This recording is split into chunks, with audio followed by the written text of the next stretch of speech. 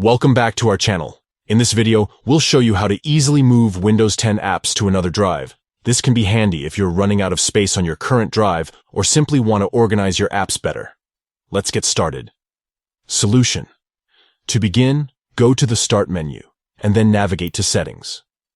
From there, click on System and then Apps and Features.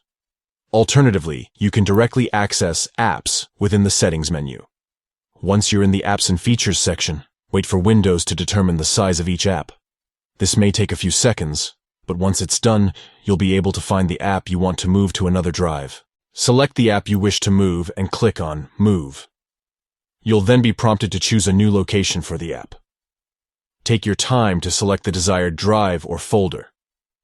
Please note that the time taken to complete this operation will vary depending on the size of the app. By following these simple steps, you can easily move your Windows 10 apps to another drive. This will help you free up space or organize your apps more efficiently. If you found this tutorial helpful, don't forget to give this video a thumbs up and subscribe to our channel for more useful tips and tricks. Thank you for watching, and we'll see you in the next video.